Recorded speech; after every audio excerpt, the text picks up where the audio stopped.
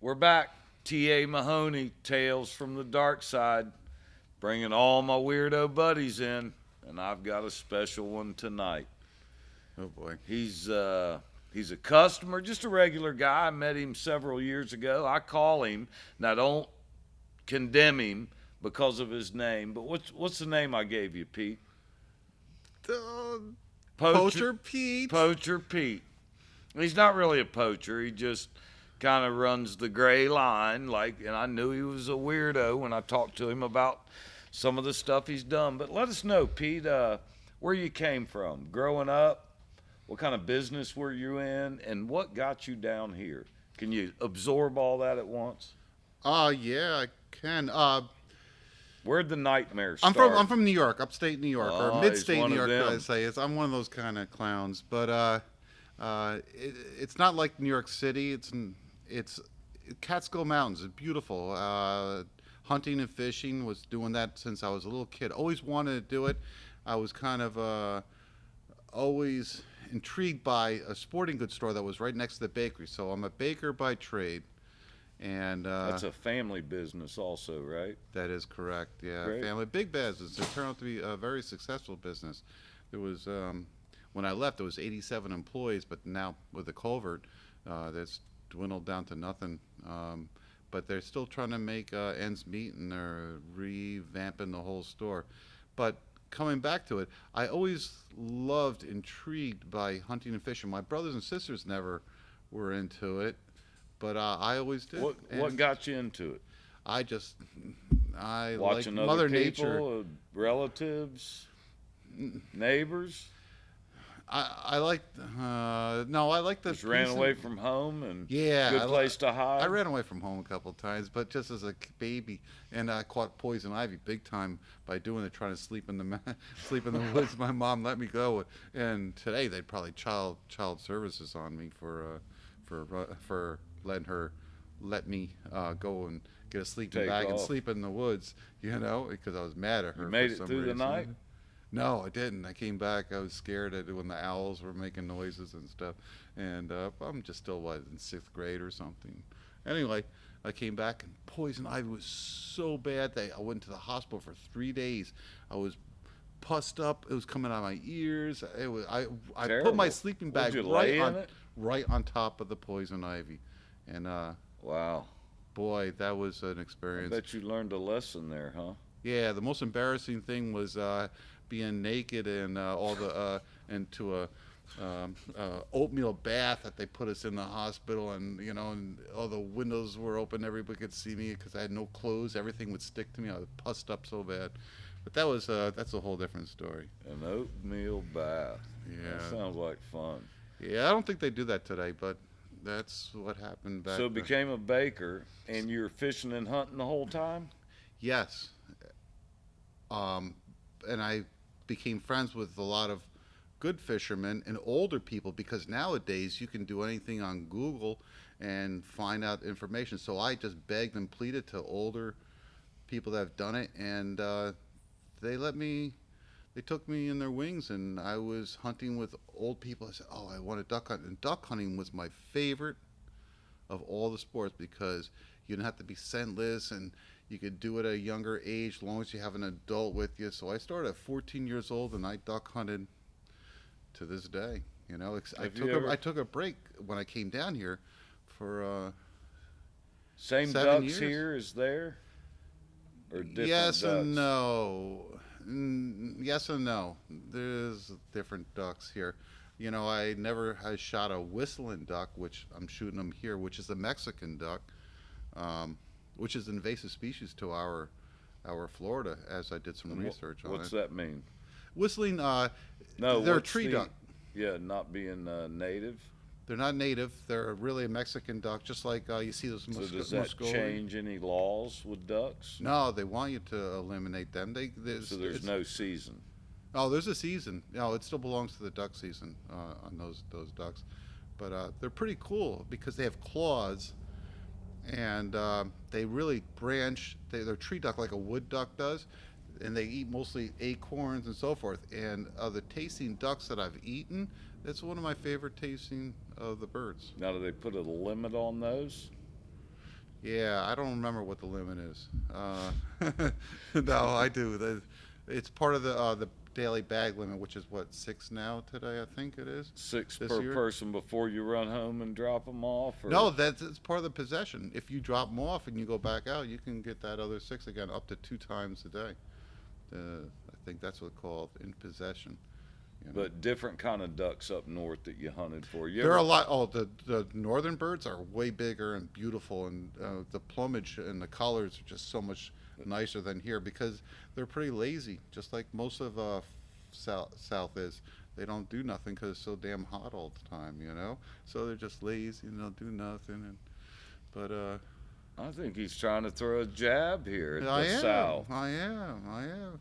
Yeah, things get done up in New So- York. If you can survive in New York, you can survive anywhere in the whole You know what world. gets done up there? A bunch What? of yapping. No, That's about all that gets that's- done. I remember one time being up there, I went to the New York Boat Show. Yeah, Awesome boat show.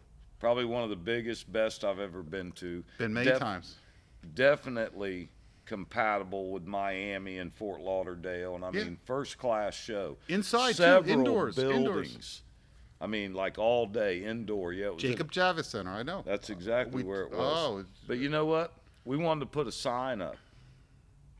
And we couldn't put a sign up. We had to call the guy who's a sign guy. But he can't get up to the top and hang our sign without the ladder guy you mean you were at that show as a vendor. as a vendor, really? Yeah. And what were you selling, Michael? We were selling, I was up in Connecticut for a short time with my wife's family. I worked at a place called Norman Marine. They were a whaler, Sonic, and some other kind of big boat that had like cabin cruisers. And we went to that show, and we also went to the ones in Hartford. Yep. But what were you selling though? What were you- Boats. Okay. I worked in the service end of it, I kind of see. what we do here. I was able to get a job up there, and you know what? Matter of fact, that we're thinking about that. I'm thinking about it. We went to one in Hartford and another one, and I think we might have gone as a company with a boat company over to New York. But I know it was a big process to hang signs up. Union. It was cold that time of year, right? Oh, it was real cold. I And they know. told It's us always not to leave. January. Ugh. I can't really be happy about being somewhere where the security guard goes, "Hey, I wouldn't leave this place and go walking down the street." That's what they told us when we were there. So we got dropped off. We stayed there all day, and then they took us out of there. Exactly. And that was 90s, early 90s, late 80s. So that's not I know it's your home, and That's when the mayor Giuliani took over and really cleaned up the city during that time. It took a I'll little bit never longer. forget driving through New York, and it was the only place I've ever seen cars completely disassembled on the sidewalk, I know. one after another. I know. And we're driving by going, wow. They just leave the car there, take the rims, tires, doors, windshields, interior, trunks, every moving part on it off. Just a little body sitting there. And that's why I avoid the city like a plague. Pretty so crazy. don't ever assume me that as a city person. We're from upstate New York, and it's beautiful country. I love the Catskills. It's so nice there, you know. One of the things, Pete, you're a customer here. I think where I first met you, you follow the real animals quite a bit. Mike was doing those speaking engagements. You were coming in here, I'd met you, and then of course you were going over. I think we were doing it at a local dealership, and you would always get to the point of eating the food, and then I wouldn't see you no more. But I would see Well, you. that's not true. Hold on here. Isn't that what I asked. happened? I asked the most questions because I need to learn. Everything is totally different here for fishing than it is upstate New York. Everything is just. How do just- the people here, do they volunteer the information? Here pretty they good? do. New York, no. They ain't gonna let you. No. That's why it was so tough. I was so intrigued, and I always wanted knowledge. Always want knowledge. Here, everyone was giving away. I said, cool. And I absorbed as much as I could. Most of it was good. Some of it was contradictory with some other people. And said, and you learn on your try own. it yourself. And the best thing is how I got good at fishing was I just introduced myself to someone at a tackle store in somewhere by um, Dunedin in that area, and so well, I'm a fisherman. It was just a Kind of young stole kid. their spots.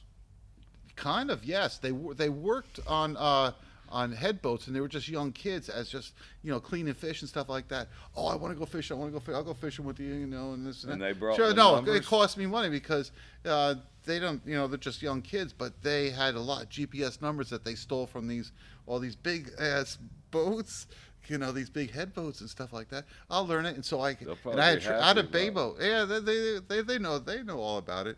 Anyway, Dylan Hubbard knows the character I'm talking about, and I learned the first grouper I caught was with those guys, and just went with them and went with them and went with them and just learned. And everybody had their own tactics and so forth. So I just kept on going to seminars. And the best thing is me living across the Hard Rock Casino, that you always have these boat shows and so forth. These seminars, I went to everyone. Fairgrounds. Oh, the fairgrounds, yeah. And I said, oh, this one's going at the same time. Wish I can go with this one. So I went bits and pieces, and I just went constantly. And I just absorbed myself knowledge, and now I consider myself a pretty damn good fisherman. You do. Yeah, I think so. So I'm still learning. You know what? I love this game of fish. You'll never stop learning. Never. That's right. You'll never stop learning. I know you don't. I agree. I learn something every time. What have you ever received a wildlife violation up there in upstate New York? Well, yeah. When I was 20 years old, I did, and a lot of it, all at once, because it was all about the numbers, and you're still not even that good of a shot. So Can you elaborate a little bit? You kind of said a few things, but really didn't let us. What exactly happened? Okay. Story goes like this: it's pouring rain, and I always shot a little bit after sunset, and Kind of push the envelope a little bit. yes, I did. And I guess some people complain. I had a floating blind. I built a floating blind. I put a lot of money into that stupid floating blind. It was shaped like a T, and I said, oh sugar, I can go for another 45 minutes. So I just get out of work, and I got there, got the boat ready, and didn't have a life jacket on board. Just had a seat cushion, and got my 10 horsepower on my 12-foot boat, and got into the blind, and nothing's happening really. And then all of a sudden birds are flying in, and it's already like 5 minutes after shooting time, and I popped the trigger. And but I also, before then, I was just one of those days you just were clean up in that 45 minutes. It was nonstop shooting by myself, no less. And I had so many birds, and I was all of a sudden the spotlight goes on, because I shot like 10. It was like 10 minutes after shooting time. Spotlight Just goes on. once? You shot once after? No, legal I did hunt? 2 shots, and I even missed that bird, that one that was coming in. It was So that shouldn't count. I know, but the other birds I had anyway. They had too many. I'm shooting in 10 gauge because I think the bigger the gun, the better it is. But that's not the case. A smaller gun is easier to go faster. You do better with shooting. But anyway, I shot. I got tickets like this. These officers came with a Boston whaler at full bore. It was super low tide, and they didn't know that it's an old brickyard. There's a bunch of embankments, and they end up hitting that thing, and they ripped their whole lower unit off. And Oh, I bet they were and mad. they put their spotlight. Oh, they were not happy. And You couldn't get out of there while they were broke down? No, they had spotlights already on me. They had the spotlights and a megaphone. They put your hands in the air where we can see them. We don't want you to move and stuff like. They were really How mad. far away were they? About 150 yards away from me. Why didn't you just act like you couldn't hear them? No, they were yelling good. They got me good. If The you spotlights kinda was just looked the other way. And, yeah.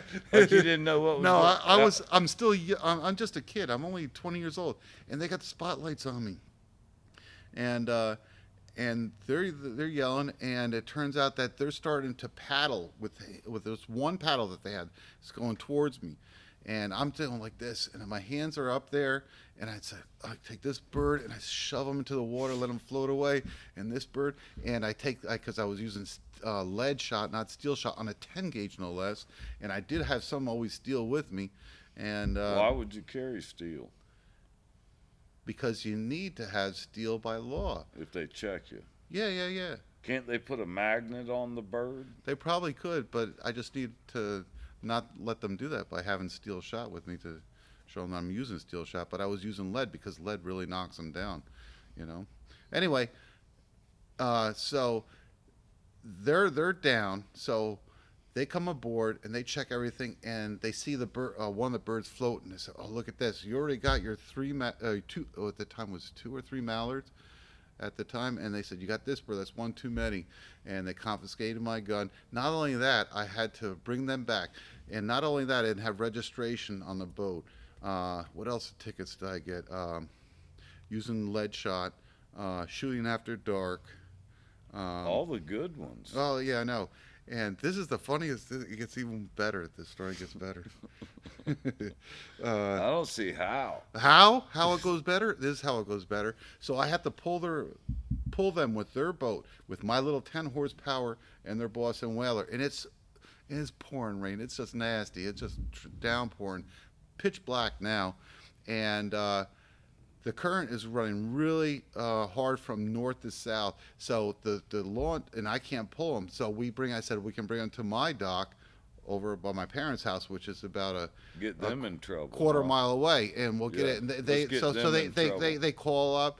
You know, there's no cell phone back then and stuff like that, but they call on the radio and they contact their other supervisor or whatever, and they give them the address, and my parents are going living. Now it's like 9 o'clock at night, and it's still pouring rain, and I'm pulling in with their boat, and they're bringing their trailer down. And a handful of tickets. You couldn't negotiate the tickets as you're pulling them in? No, they were just intrigued by this cool gun that I had, a Browning 10 gauge with a pump. They said, "Oh, well, it is a cool gun," because it just came out that model. They're called the Stalker. Anyway, so they come down. My parents, they knock on the door of my parents. My parents give them direction to go down there, and they wouldn't tell my parents what's going on. And it's me that turns out to be. My parents are going, "Oh my God, is he hurt or anything like that?" Another proud moment. Oh, very. My mom and dad were like not happy. Real proud because they moment. work early in the morning too. That's past their bedtime, 9 o'clock at night. And you bring the cops, wake them up, handful of tickets. I bet they. Oh no, happy. the tickets come later. I'm going to tell you the tickets. This goes like this. So they get themselves out. I put myself away. They confiscate my gun, and they need to go to a judge right now, so I don't get arrested. The coolest thing was they didn't put handcuffs on me, and they said they could because I helped them get their disabled so they did boat. You a favor. Yeah, big deal. Anyway, here's a big deal. So they go. Night court just starts at 9 o'clock. So Doesn't happen to be Judge Wapner, does it? No. So you go to night court. We got to land this plane. We're going to run out of battery. Okay, so we go to night court. We go to night court. We go to night court. Right then? No, we go to night court right there and then. You know, and that's New York for you. That Same is. day. So speedy trial. I'm in the back of their car after we put the boats away and all this stuff, and night court starts at 9 o'clock. So we get to it's called the Old Pink Store, where the courthouse is, and it's all the way across town. We get there. The lady, I'm the first one. They make sure I'm the first one. She opens up the door. The lady judge, and I made the big mistake. You know, they gave you all the different fines and stuff like that. They said, you know, the maximum and minimums and stuff like that. And I said, "Ma'am, I put more into the environment than I take out. I belong to Ducks Unlimited, and I just didn't realize. I thought it was a half hour after shooting time that you can, after sunset, where it's like a half hour before it played dumb. Big mistake." She said, "Since you are a Ducks Unlimited person, you should know all these laws." And she gave me the minimum fines, maximum fines. I got 5 fines, all maximum. And it came at that time. So this is so the game wards over put 20 in a good years word ago, for over you? 25 years ago. They gave For me helping tow you in. They didn't give me no breaks on any of that crap. You know, they're just nice. They were just nice. That's all they were. That sounds like it. What was the fines? They didn't give me the fines. She gave me the fines because she didn't like. They gave you the tickets. Oh, they gave me the tickets. Yes. Yeah. Yeah.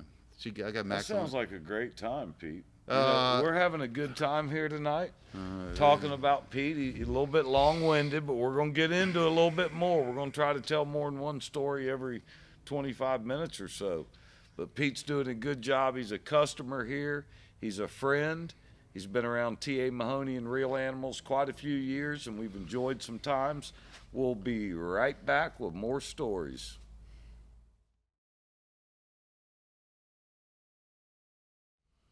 Welcome back, T.A. Mahoney, Tales from the Dark Side. I've got one of my buddies in here today telling on himself, telling all kinds of stories. We better mention Butler Boyd, attorneys at law. If there's any problems with what we're talking about, you can call them. I Pete, hope I never have to use that guy. Yeah, But for I sure. will use him if I need Good guys for sure. Yeah. Had some actually people in here talking about them and how good they are. Been around them a while. But back to you, Pete. Poacher Pete goes to the dark side once in a while, right? What brought you down to Florida? To the lazy areas, as you would say it. Lazy in the South. Actually, it was like this. Long story short, I got into an accident when I was supposed to come down here in Florida. It was March 2nd. I know that because that's my brother's birthday, and I was supposed to go on a flight down here because I always did after the holidays were over in the bakery business, I always hard skied the mountains by me, and and I also during the summertime I was really into water skiing. I mean, barefooting, wakeboarding was just starting out back then. And I want to take up the new sport because I see that they do that dive by the Skyway Bridge when I was on the computer, and I wanted to take up kiteboarding, which is like a wakeboard, but you're on a kite with a harness, and you can do it without a boat. And I How wanted many kites do you think you'd need to get you off the ground?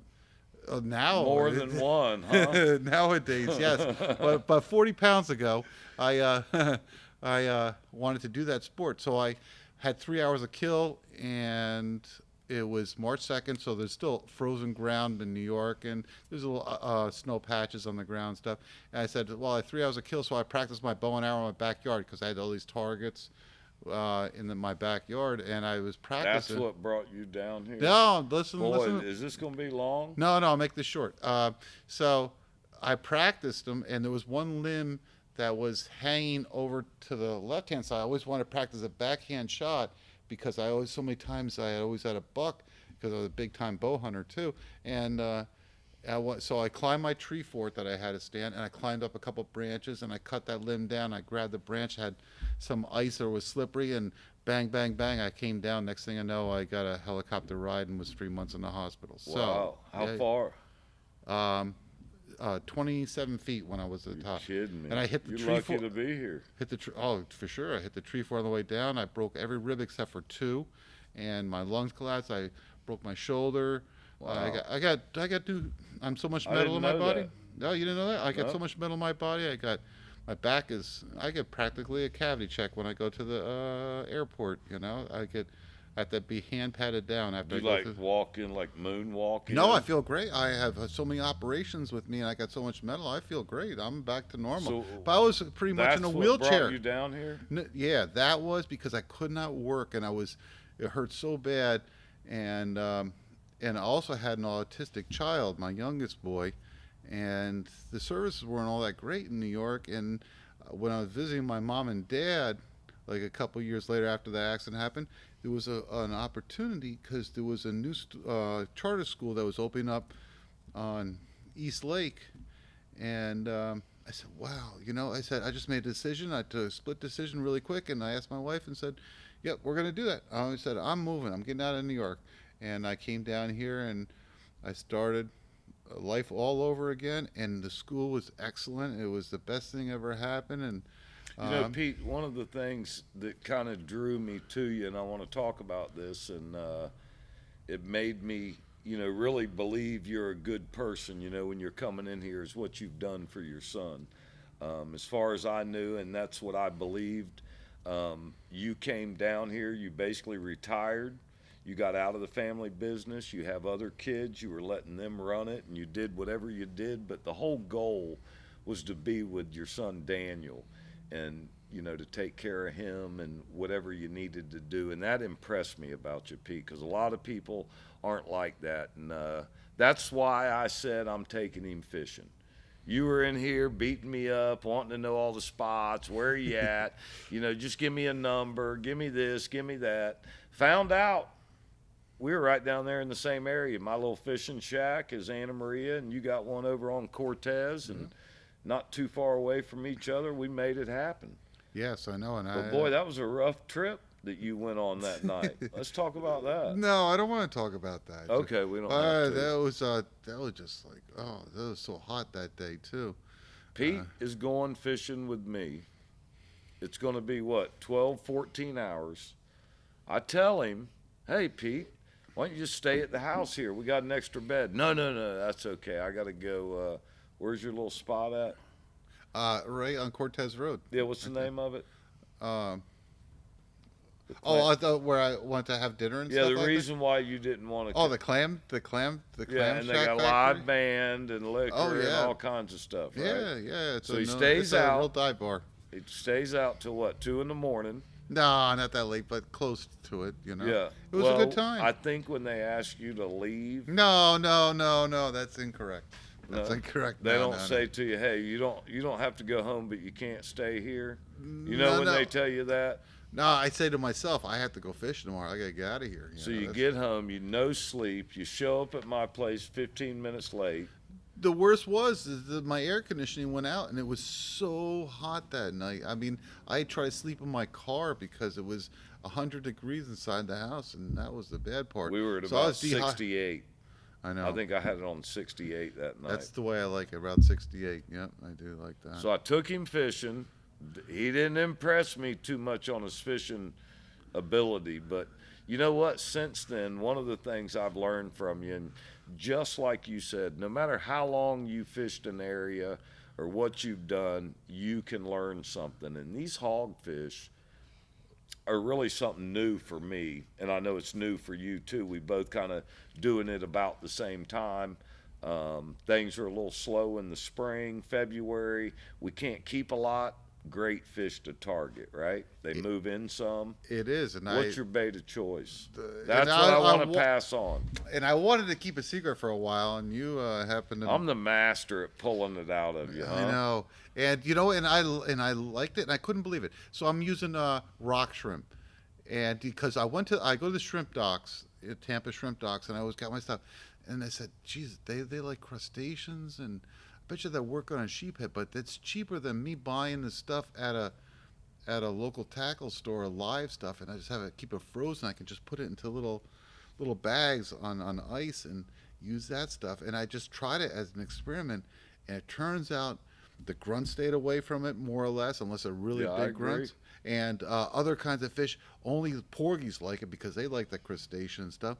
And I said, these hogfish, and you can tell your line goes sideways, and they scoop it up, and they just love that stuff. That's my bait of choice, because I'd really a fiddler crab would be great if I could have a couple of them on the hook. I think there are some people that catches them around here and sells them. Yeah, but I'll tell you something about that rock shrimp. The biggest worry Pete's got now is that I beat him. I remember the time you came in here and you said they're all out of rock shrimp. Yeah, that was you. And I said, well, I got 100 pounds in the freezer. You need some? Well, where'd you get it from? I said, well, I got a buddy over there on the shrimp docks. Yeah. Owns the place, kind of hooked me up.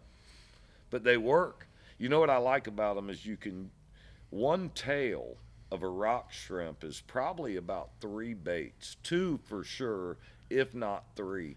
And I'll tell you, the first time I dropped one down, I was first bait in the water, keeper hogfish in the boat, right off the rip. And like you said, the grunts and that kind of thing. They shy away from it, yeah. It seems like it. You'll catch them, but you'll catch a lot more on shrimp of the grunts and stuff, the undesirables. Yeah, really you throw shrimp down there, everybody likes shrimp. I love shrimp, you like shrimp, the world loves shrimp, Are you catching hogfish now? Or are you trying for them? Or You know, I'm very surprised. I don't know if I wiped them all out of the areas that I well, you fish got at. to move once in a while. Pete. Yeah, You yeah, can't go sit in the same spot. that's correct. That's correct.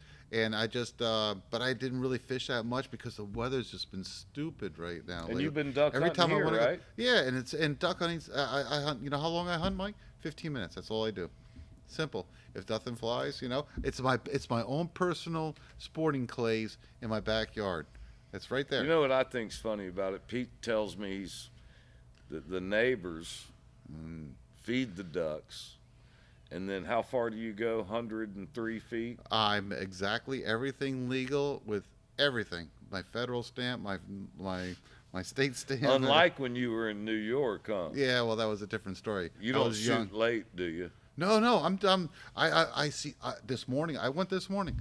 I said, "Oh my God, these whistling ducks! There's only 2 more minutes.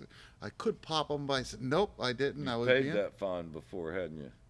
Yes, I know. Shooting early No, or no, late? my neighbors are mad at me as it is. What are you kidding me? But they can fire the fireworks all day long, all night long.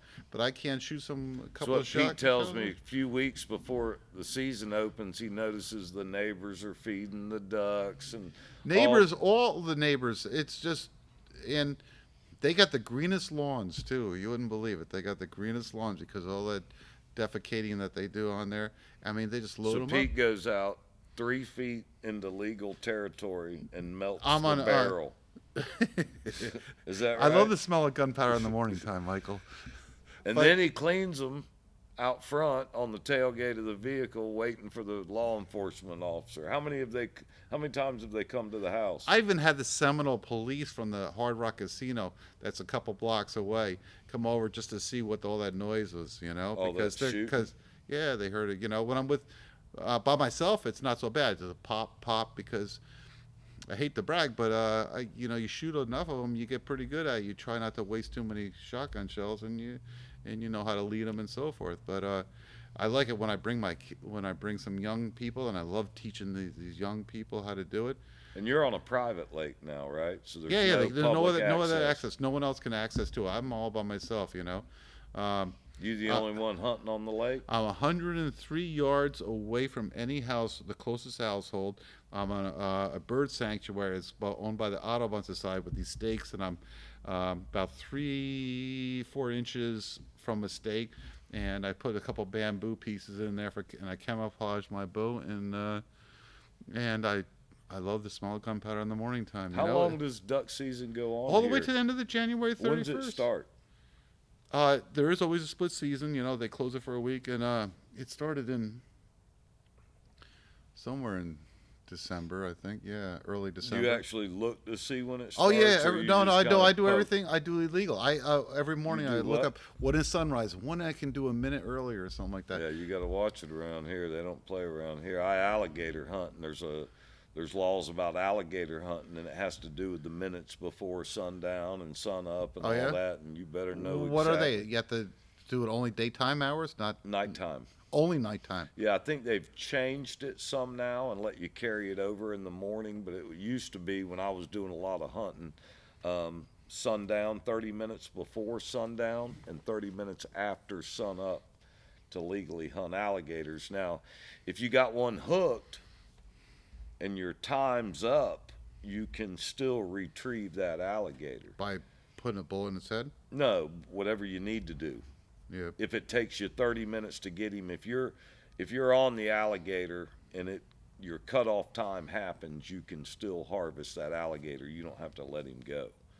They don't want you doing that. How do you let go of an alligator? You just cut the line because they see your fingers going next to them on the hook. No, like if you harpoon one, you're not supposed to do this, but I've seen it done. And let's say you guarantee somebody a 12-foot gator and it measures 11.9. You got to cut the dart out of him and then let him go while he's in the boat. Or tape an extension tail. Well, you on can't him. tape because you don't want to release him with tape on his mouth. He's for sure to die. Yeah. You want to respect the animal that you're harvesting, right? So what do you got coming up, Pete? You still duck hunting until the end of the month? Yeah. I'll do it tomorrow morning for about. I can stay a little bit longer. I've been noticing when I come back when I'm duck hunting, I say, look at that, look at their landing right in my decoys here You and don't there. think they're See, watching you leave and then coming in? I think they're like getting a deer little do? smarter. If you pressure them, yeah, they're gonna do that, and I don't pressure them. And since I didn't pull no triggers, I'm not scared because I see Are them. you allowed to bait them? No, that's totally against the law. You know, the activists on this on the lake that gives me a hard time about that and leave the poor duckies alone and stuff like that. First of all, those ducks are not even supposed to be here because there's really no food source on there except for what you're feeding them. So they're the illegal ones, not me. You know, so I'm legit. And that makes them mad because they're just vegetarians. I don't know what they are, but They keep feeding the ducks for you, though, don't they? they do that, and good food too, like corn-fed stuff. Oh man, they taste good Yeah. year round. And you know, I just don't get it. That's the why ducks are there year round. yeah, a big time. I mean, why would they leave, right? If people are feeding them. That's right. Except for when they did all the fireworks on the New Year's, that really screwed them all up. So they're scattered. They're shy right now because they were shooting fireworks all around the lake. Then they give me a hard time. I mean, I have a lot of people that don't like me. But I have a lot of people that love me on that because they said they're defecating on the And docks. somebody And they're all... took your decoys. About They did. The lowest blow you could do to a and hunter. there's no boat access in there. And there's only a couple boats on there. And I have some, you know, I even posted on Facebook with a Facebook community letter. I said, just put the decoys anywhere on the lake and I won't say nothing. But no, it never came back. So that's, you know, 17 decoys with the 1 pound weights on them. I just, you know, fresh stuff. That costs a couple dollars, you know? Yeah. $280 some dollars. Well, the worst thing to do to somebody wanting to enjoy the outdoors when you hear about somebody getting a rod and reel stolen, a boat, guns, you know, for hunting, decoys for ducks, about the lowest blow for a sportsman, huh? You know, if they using it, but I think they did it as a spite. That I think, you know, like you were going to stop.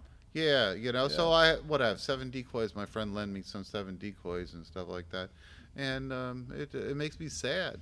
So I was mad, and I just said, you know, bait them back up and shoot the heck out of them. I'm the legal one. They're not the legal ones. These, you know. Oh, I know. It went from Poacher Pete to I'm legit. By the book Pete. I like that. There's some more stories I can talk about, but we'll do that another day. Yeah, we don't need to tell on ourselves on something current. No. Well, statute of limitations, right? That's all we worry about here. You know, if it's beyond that. I think I got a couple more. If it's federal, a couple more know. Days before I'm legal. Yeah, if it's a federal offense, I don't think we're ever out of that. But as long as it's state. Yeah, when I came down here, I brought my New York boat, the 19-foot bay boat I had, and with these young kids. With an inboard. No, it was a straight outboard. No, it was a 19-foot bay boat. It was a Triumph with a 150 Yami on a T-top. Like a MFG split windshield with an IO. No, that's not you. That's New York. No, and I was the first one in my whole harbor that had a center console, and everybody was looking, what kind of boat is that? So you come down here with these New York stickers. Oh, yeah, they didn't like it. You know, I got a few times pulled over and said, you got to change it over. So I'm just here on vacation, you know, thinking, because I had still 4 more years because I bought a 5-year tag in New York, and I still had it. That's I said, what we call I didn't want to spend the money on, you know, buying new tags. What'd you tell them? I live both places. I said, I brought it down here. I'm on vacation. I just, hey, that reminds me of Tangles one time. He was out front of a garage sleeping in a dog blanket, and his wife had kicked him out because he'd gone to the bar drinking. So he's sleeping out on the garage with a dog blanket, and a neighbor drives by at 6:30 in the morning and looks over and thinks they see a body. So they call the police. The police show up. They wake him up. He's laying there with the dog blanket covering him, and lady asked for ID, gave him ID, and she said, do you live at this address? And he said, yeah, I live here. She just kicked me out. He said, well, your address on your license has a different address. So Tangles goes, oh, I own multiple houses. That's what he told him. And I can see you telling them that, oh, I got a house in New York and here, right? No, but it was a scary situation, you know. So we're on the way out, and I seen this go fast boat. It was a major. It was federal. It wasn't your local FWC. And they went by, I didn't think nothing of it. And I'm just still going out of port, and all of a sudden they come out and They checked me out the whole thing. I spent 45 minutes, and they just wanted to make sure because it could have been a stolen boat and so forth. And I had 4 guys on board, so we had 5. They were probably all questionable. Yeah, the one guy had was carrying a gun. I didn't know he was carrying a gun. He said right away, "This is my gun." I said, "Don't touch it." And they come over and they pull it out because he was legal carrying permit. I didn't know he was even doing a carry, but it was a pain in the butt. Yeah, they don't mess around here. They didn't. Not even a goodbye, thank you, or I mean, whatever. They have a good day. They didn't do any of that stuff. They were just straight by the book, like real military type of guys. I mean, they had 3 of those Mercury Verados in the back of a go-fast boat with a gun sitting on top of it. And that just scared the crap out of me. I said, by that time, so that's a second year. That's the second year. I said, I gotta get New York tags. I get New York. No. I had a lot of times. They just, I was just going into port or something wherever I was, and all of a sudden I see them turn around. Is that your boat and stuff like that? They just. You ever thought you may look a little shady?